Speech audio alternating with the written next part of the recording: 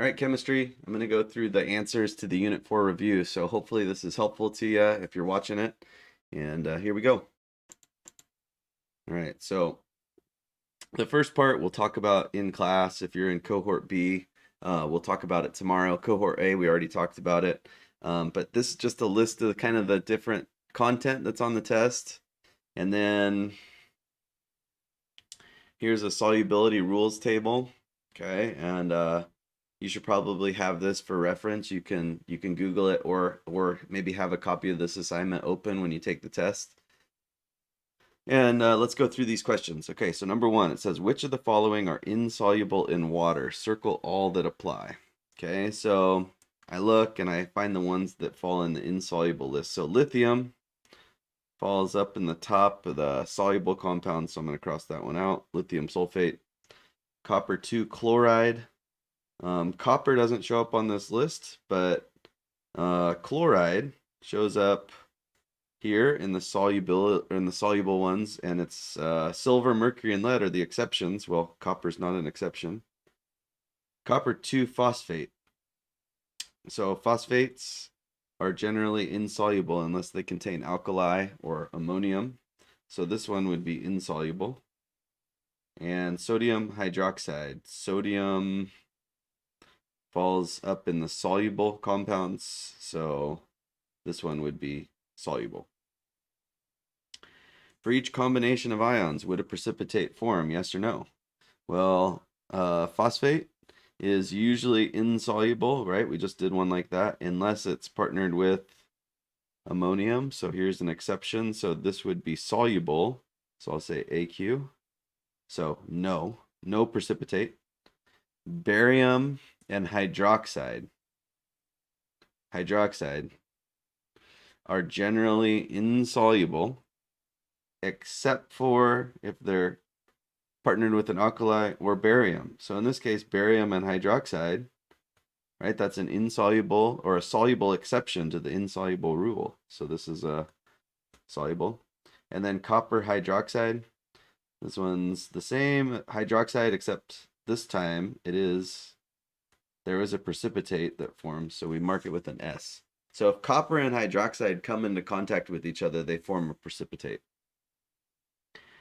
Okay, a substance that gains electrons. Leo the lion goes grr, so this is how you remember redox.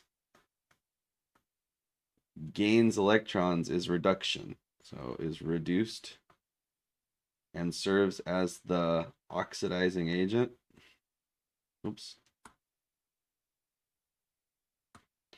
And a substance that loses electrons, loss of electrons is oxidation, so oxidized, and serves as the reducing agent.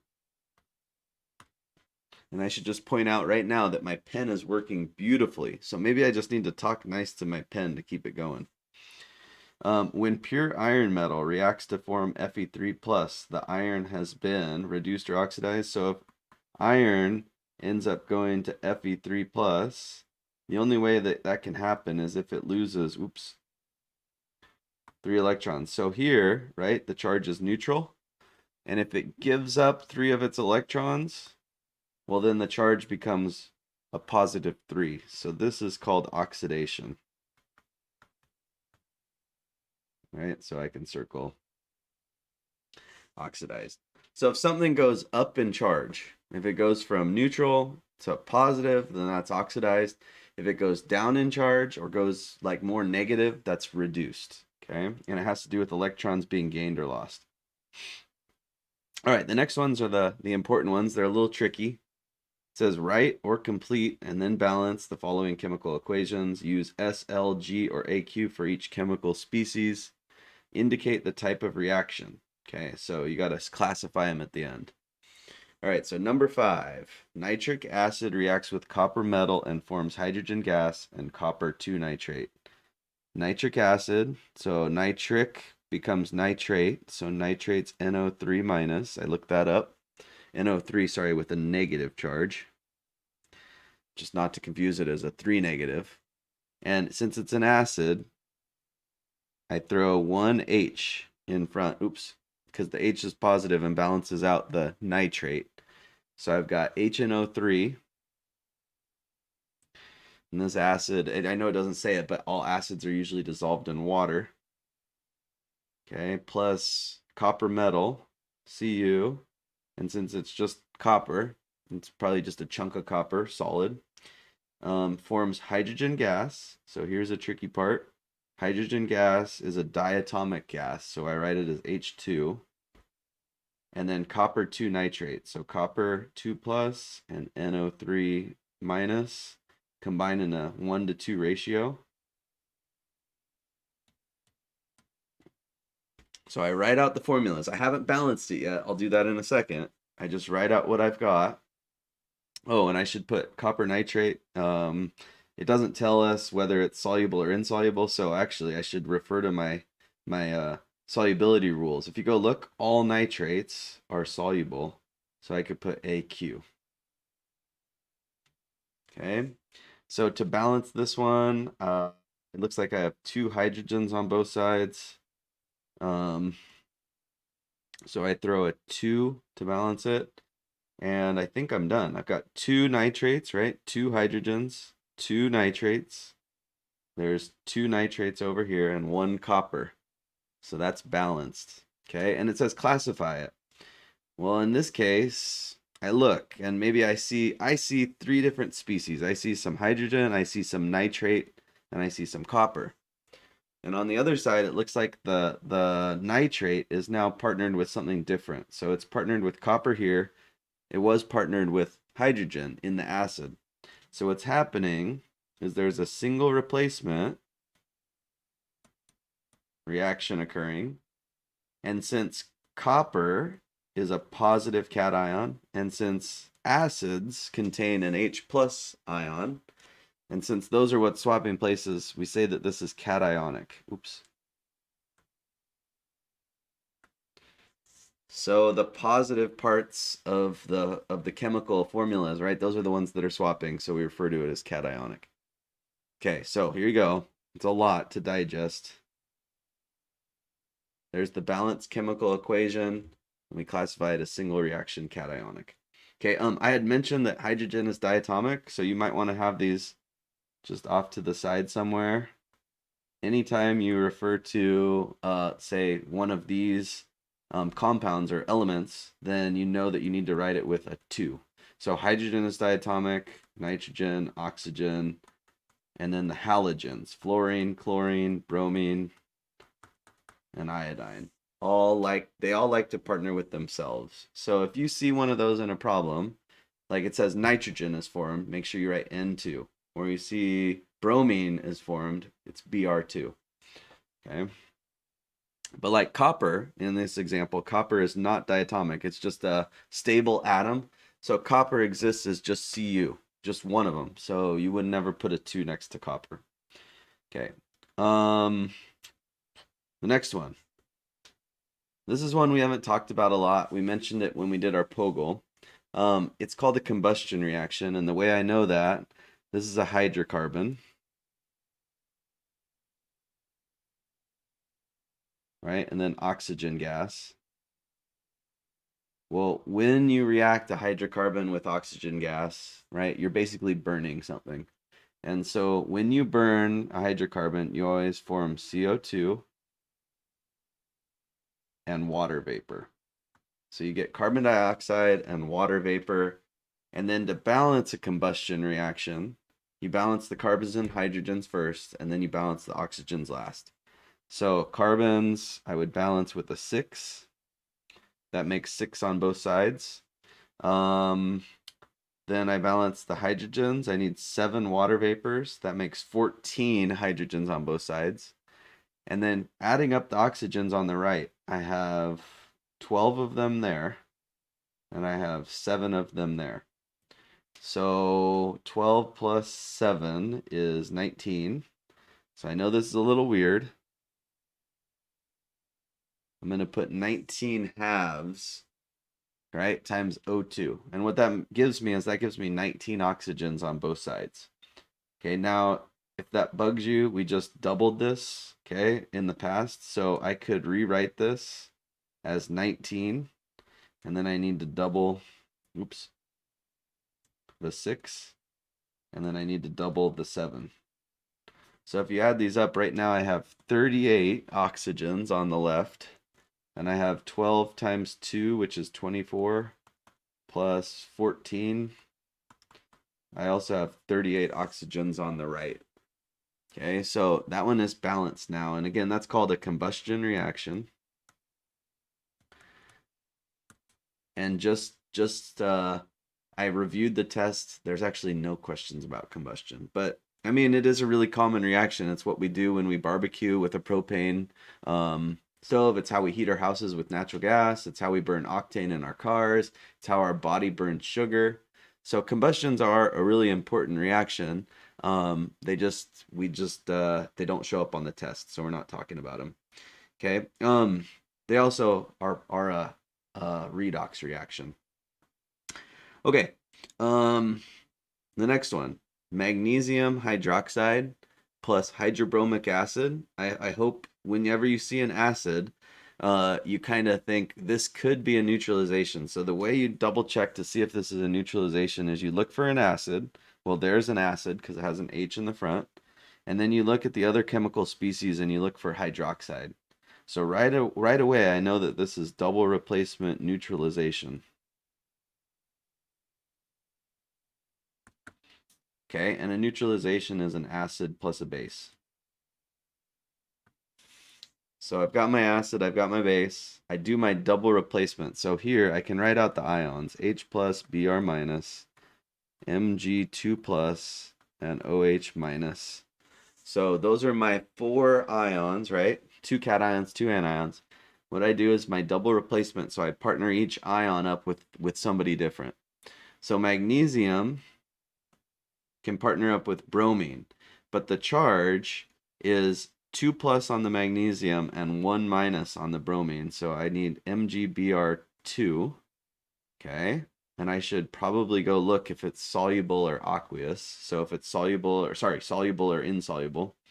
So I can go back up. I did put a little, yeah, way up top. Oh, geez, it's huge. Okay, bromides. Bromides are typically soluble because they're on the top. And definitely magnesium is not one of the exceptions. So magnesium bromide is soluble.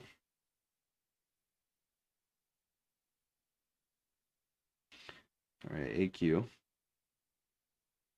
I partnered up the Mg's and the Brs. And then I look, the H plus can partner up with OH minus, and that's 1 to 1. So I end up with HOH or H2O. So I end up with water. And an acid-base reaction, you always end up with water as one of your products. So you end up with water, and then you end up with a leftover ionic compound, in this case, magnesium bromide. And water we write as liquid. Okay, so an L. Now you'll notice it's not balanced, right? I had to use 2 bromides. So because I had to use 2 bromides, I throw a 2 in front of the HBr, which gives me actually a total of, I think I have four hydrogens, 2 here and 2 in the hydroxides. So to get 4 hydrogens over here, I end up doubling the water. Okay, so this is double replacement neutralization. It's an acid and a base, and an acid plus a base always goes to salt plus water. Okay, so that's the definition of a neutralization. Okay, number 8.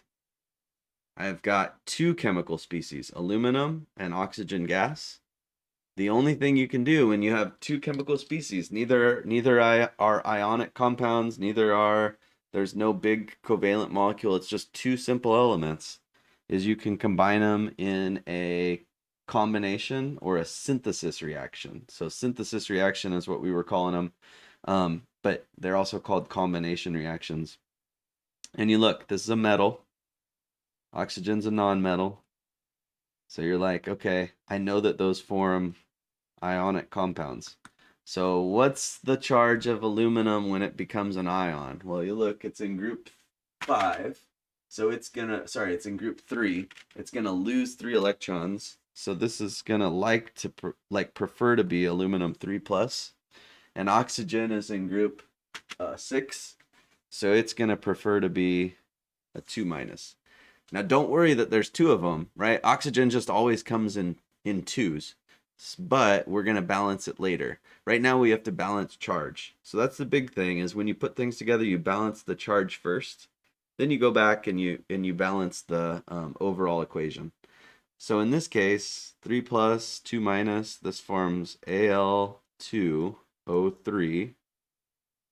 Okay, and I know that that is a solid. So typically combination reactions are going to form some kind of a solid. And aluminum oxide, most oxides like iron oxide, silver oxide, aluminum oxide, magnesium oxide, they're all these white crusty kind of solids. So iron oxide's an orange solid. Copper oxide, I guess, is green or black. So I guess I shouldn't say they're always white, but aluminum oxide's a solid. So, and really, you don't need to know all the states because those just come with experience. So, but you do need to know how to balance. So I look at this. Now that I've got my product, I go in and I look for overall balancing. So I'm going to balance the oxygens first. I think I need to get 6 on both sides, right? I have 2 and 3, which both go into 6. So I multiply by 3 and by 2. So I have 6 oxygens, and then I would, 4, right? 2 times 2 aluminums. I have 4 aluminums on both sides now. Okay, this is called a synthesis reaction.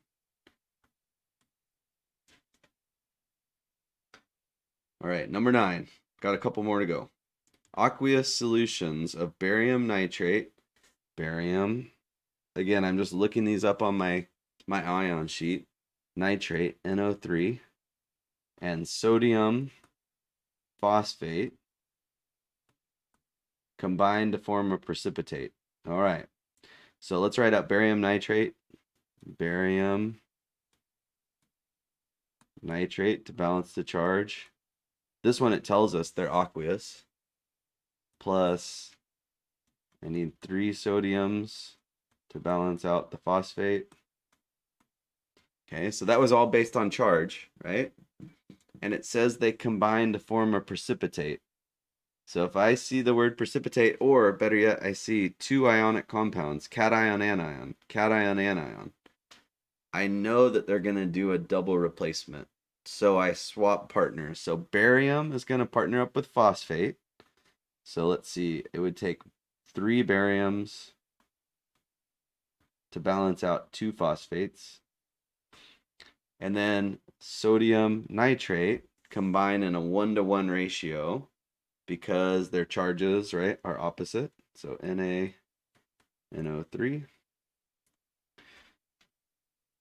And then I refer to my solubility rules. So one of the ones you can just put in the bank and always remember is sodium and nitrate they're always soluble. So AQ. And then this one, now it tells us there's a precipitate, but phosphate is generally forms solid precipitates. So that's a good one to remember too. Phosphates are almost always insoluble, except when they're partnered with a couple things. Okay, so there's our precipitate. I need to balance. So let's look. I have, let's start with bariums. I have 1 barium on this side, but 3 here. So I'm going to triple this.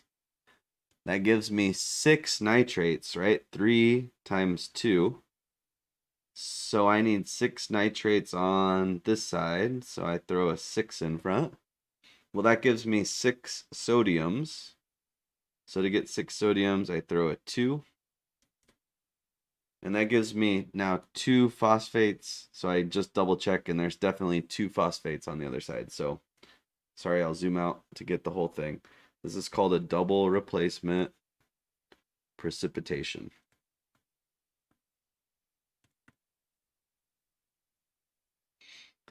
Okay, number 10.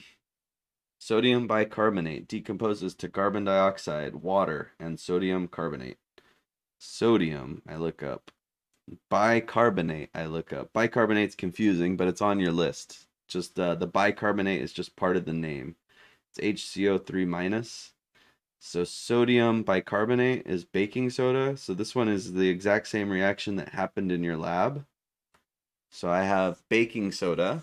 It says it decomposes So decomposes, right? Decomposition reaction to carbon dioxide, water. I'm going to list it as a gas because it's usually like, it decomposes when it's hot. So it's usually a steam. And sodium carbonate. Carbonate is CO3 2-. So Na2 CO3 to balance the charges. Sodium carbonate is the leftover solid. When you decompose baking soda, this is the exact reaction that you guys did. If you haven't done the lab, spoiler, it's sodium carbonate. So 63% of the mass is left is what you should have got as your result. And I look at this and I say to balance it, I have 2 sodiums, so I better throw a 2 in front. That gives me 2 hydrogens, so I'm good on hydrogens. It gives me 2 carbons, and I have 1, 2, so I'm good on carbons.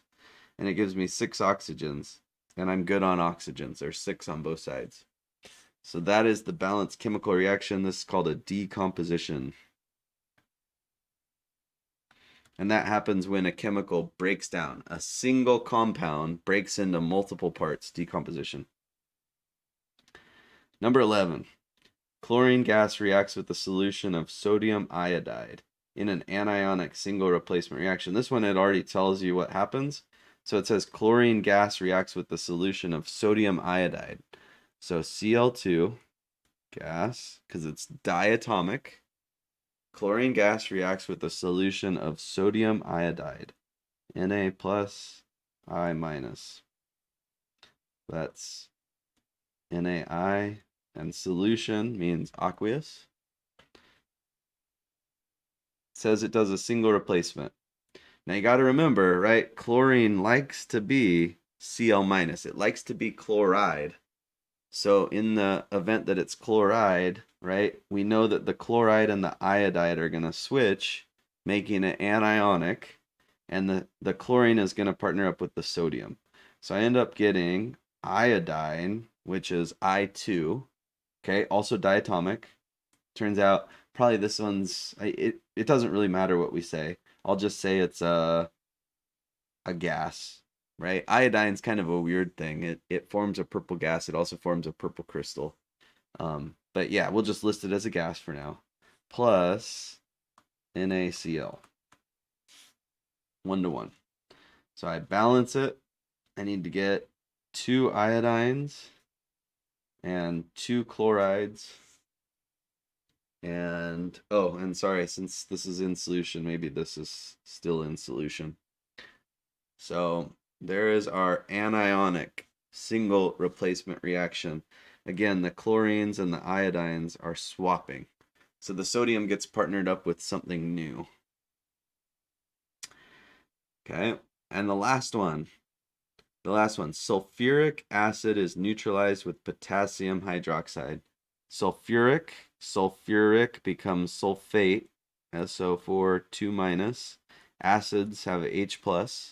So to write sulfuric acid, H2SO4.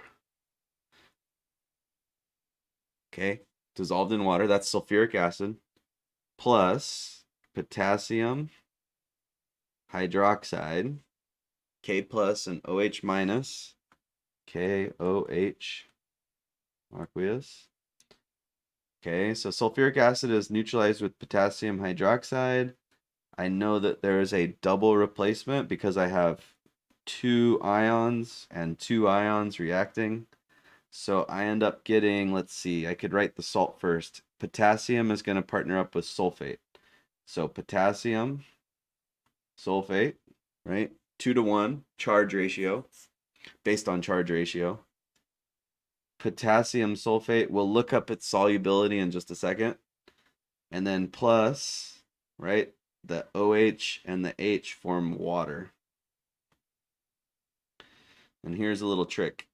Since this acid had 2 H's, it actually forms 2 water molecules, and I think I need 2 KOHs to react also. So I end up, there's my balanced chemical equation. We just need to go look up potassium sulfate. So one more one more practice using solubility rules. Here's potassium.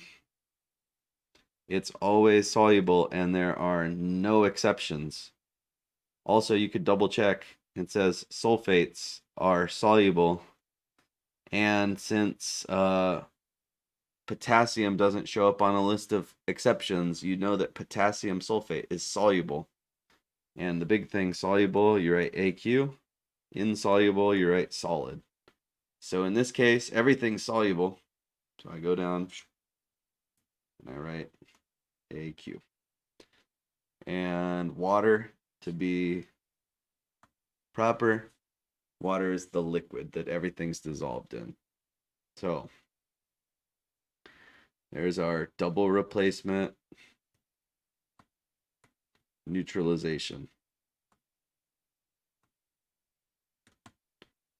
All right. So I know I went fast. Hopefully you can pause me, you can rewind me. Big thing, I guess, if I could leave some tips when you're thinking about a chemical reaction. One, try to think through the pattern that is possible.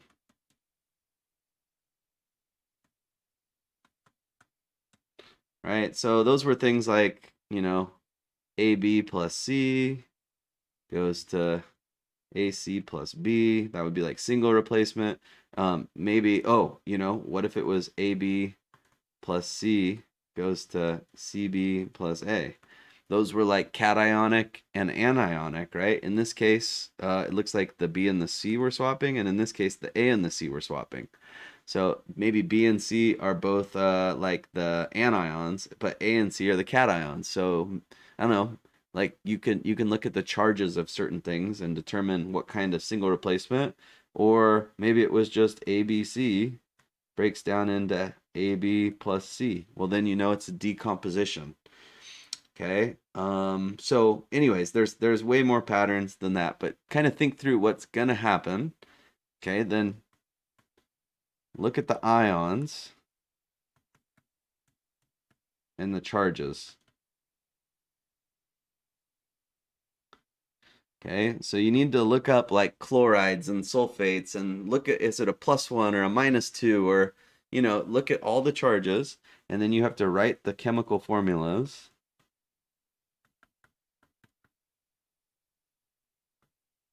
And that's called balancing, or to do that, you balance charges. Okay. After you write chemical formulas for everything, then you need to balance the chemical equation.